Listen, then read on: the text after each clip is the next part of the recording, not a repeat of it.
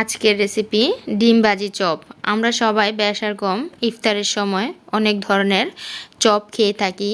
আলুর চপ, বেগুনের চপ সব কিছু খেয়ে থাকি, কিন্তু ইফতারের সময় নতুন আরেকটি আইটেম হলে আরও বেশি ভালো হয়, তা হলো ডিম ভাজি চপ। ডিম ভাজি চপটি দেখতে যেমন সুন্দর, খেতেও অসাধারণ লাগে।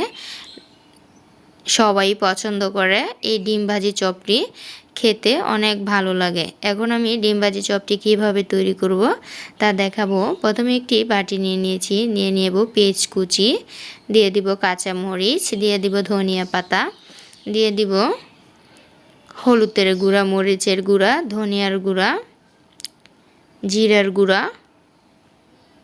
আমার এই ভিডিওটি ভালো লাগলে অবশ্যই সাবস্ক্রাইব করে দিবেন, লাইক দিবেন, কমেন্টে জানাবেন, বাসায় এভাবে ট্রাই করবেন। দিয়ে দিলাম স্বাদ মতন লবণ। এখন আমি ডিমগুলো ফেটে নিব। আমি 2টা ডিম নিয়েছি, আপনারা বেশি বানালে আরও বেশি নিতে পারেন।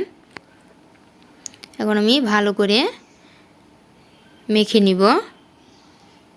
এই রেসিপিটি আপনারা সবাই বাসায় এভাবে ট্রাই করবেন।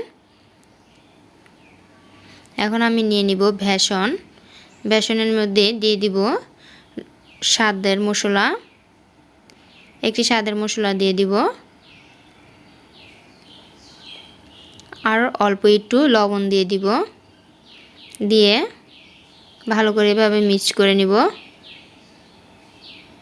মিক্স করার পরে অল্প অল্প পানি দিয়ে বেসনটা আমি তৈরি করে নিব।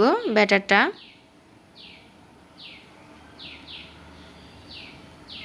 অল্প অল্প পানি দিতে হবে, একেবারে বেশি পানি দেওয়া যাবে না, তাহলে পাতলা হয়ে যেতে পারে।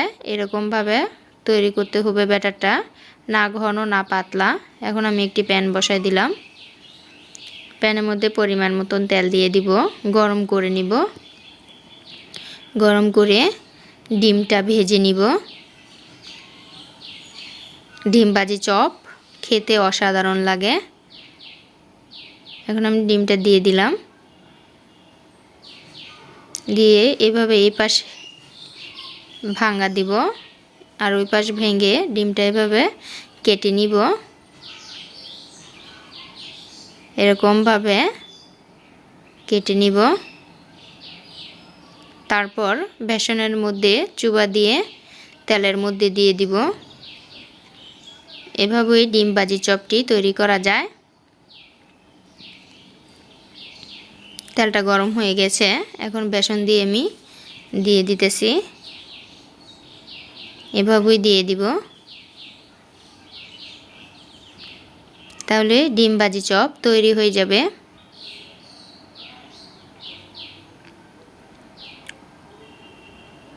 কিছুক্ষণ পর পর এভাবে উল্টে পাল্টে দিব।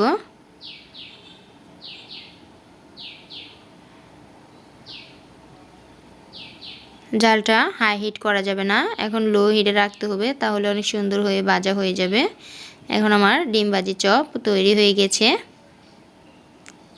এখন আমার পরিবেশনের পালা। আল্লাহ হাফেজ।